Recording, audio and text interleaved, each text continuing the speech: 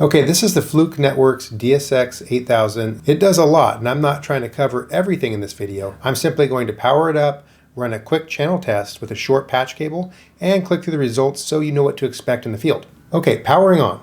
I land on the home screen with a project already open. Up top is the project name, then test setup, next ID, and sync. If I need to switch jobs, I tap Project, choose Change Project, and pick from the list. If I want to clean things up, I'll tap Manage. This lets me rename, copy, or delete a project, and that's it. So back to home.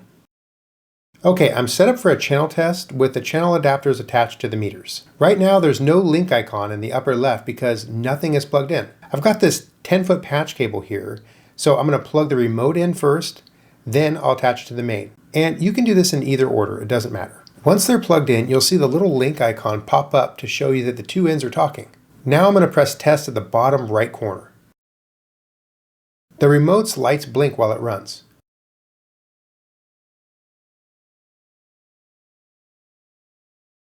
A few seconds later, we get a clear pass. That's what you want from a factory patch cable. The test offers save or test again and drops me into the results. This first screen is wire map. Are all 8 conductors where they belong, and is the shield good? It's nice because if the two are swapped, broken, or shorted, it will tell you. If there's a break in it, it estimates how far down the run it is, so you're not guessing which side to fix. But of course, this is a factory patch cable, so it's good to go. Okay, next I'm going to check the performance. Think of this as a scoreboard for the limit I chose. Each tile is a check. If I tap a tile, I can see the numbers or a graph. I'll open a few right now so you can see what they mean in plain terms. First, the limit panel. I'm grading against Cat5e channel. That's just the rule book we're using for this particular job. If I need to confirm that the gear is current, I go to Tools, Version Information for firmware and calibration dates. It's kind of a quick sanity check before a big job. Next, we got the length. The meter times the signal to estimate the cable length. It also shows the delay skew, which is how much one pair arrives sooner than the other. On short cords like this, everything's green. So resistance is kind of a health look at the copper. If resistance is odd, PoE can sag or your margins will get thin. In real life, that usually points to a tired jack or a crushed section or a cheap cable. Insertion loss. This is how much signal you lose as it travels. Longer cable, more connectors mean more loss. Picture a garden hose. The longer the hose and the more couplers you have, the less pressure you're going to get at the end. On a short patch, you've got plenty of headroom. Okay, this is return loss, which is echo. If a plug is terminated poorly, the cable is kinked, or parts don't match well, some of the signal bounces back towards the source. That fights what you're sending. Less echo is better. If this ever fails, I start with terminations and any tight bends or damage. Okay, next, or ANEXT. This is near-in crosstalk. That's one pair bleeding into its neighbor. Imagine two conversations side by side and you hear the other one leaking in because someone untwisted too much of that jack. I'll tap the pair selector so you can see each pair combo. If the link fails next, or ANEXT, the fix is usually workmanship related. So think retermination, clean, keep the twists up to the contacts, and don't mash the cable.